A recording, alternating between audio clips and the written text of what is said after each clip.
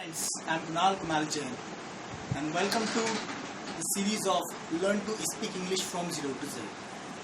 तो दोस्तों, जैसा कि हमने प्रीवियस जो हमारा सेशन था इंट्रोडक्शन सेशन, उसमें समझा था स्ट्रक्चर के बारे में कि स्ट्रक्चर कैसा होता है, एक्टिव वर्ड्स का सब्जेक्ट क्या होता है, हेल्पिंग वर्ब क्या होती है, वर्ब क्या होती है और ऑब्जेक्ट क्या होता है। ठीक है, तो आज के सेशन में हम समझने वाले हैं कि सब्जेक्ट किस प्रकार के होता है एक्चुअली।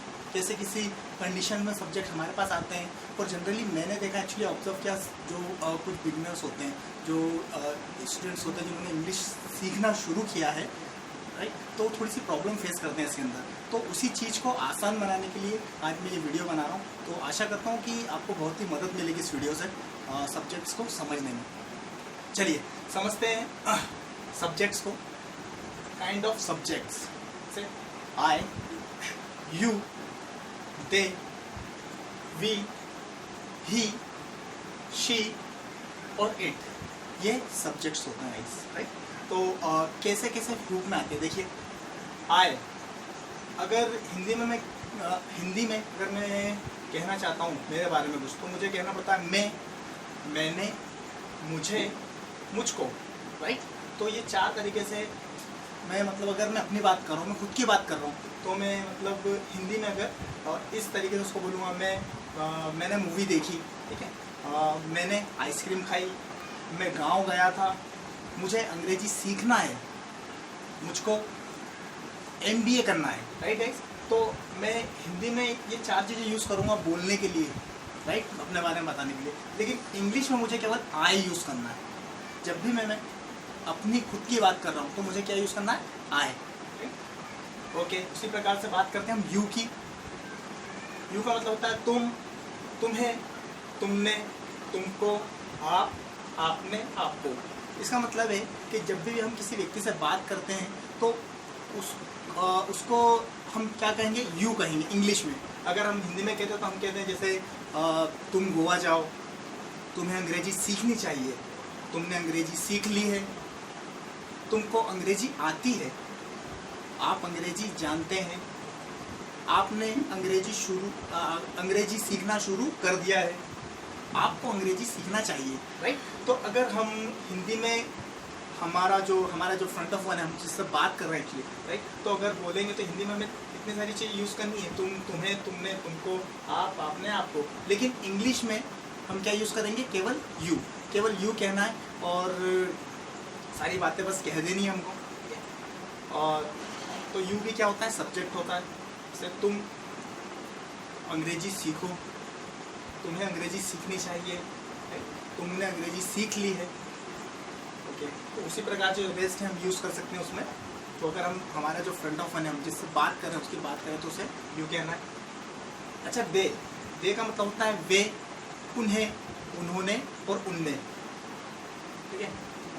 वे, उन्हें, उन्होंने, ये दे का मीनिंग होता है। तो दे का मतलब होता है बंच ऑफ पीपल, मतलब कुछ दो या दो से ज़्यादा लोग होते हैं। अगर हम उनकी बात करते हैं, ठीक है, किसी ग्रुप की बात करते हैं, मतलब बंच होता है, दो या दो से ज़्यादा लोग होते हैं, तो हम उन्हें क्या कहते हैं, वे कहते हैं। हिंदी में हम यूज़ करेंगे वे, उन्हें, उन्होंने।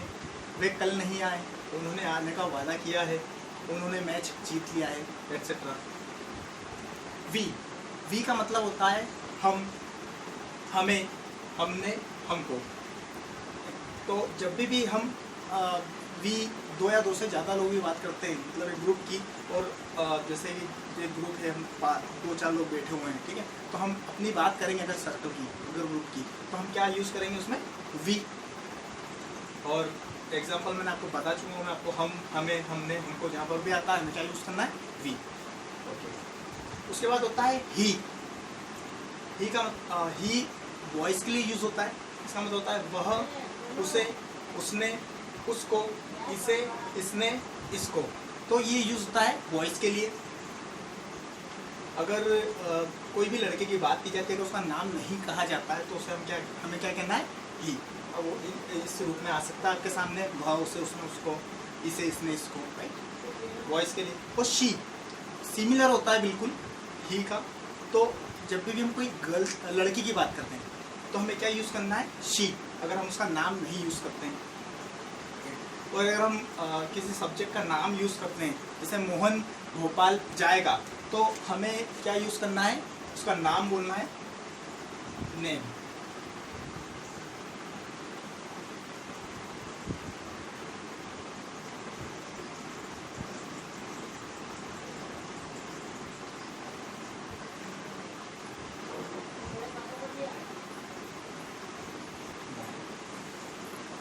जैसे अब कोई भी सब्जेक्ट होता है, अगर हम उसका नाम यूज़ करते हैं तो हम डायरेक्ट उसको नाम से बोल सकते हैं, जैसे मोहन।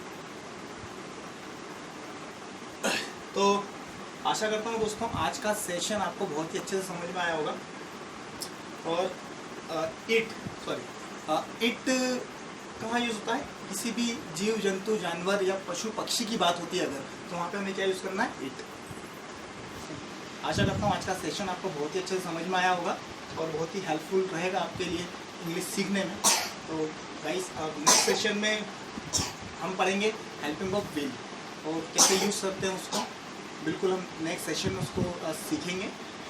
और जब तक के लिए आप इसको अच्छे से समझिए और कोई भी आपको प्रॉब्लम आए तो प्लीज़ कमेंट कीजिए। तो मैं आशा करता हूँ मैं फुल एफर्ट लगाऊंगा आपको सिखाने के लिए, आपको बताने के लिए कि कैसे कैसे यूज़ करना है। जो भी आपको प्रॉब्लम आ रही मैं बिल्कुल आपकी हेल्प करूँगा। Thank you very much, have a great day, bye.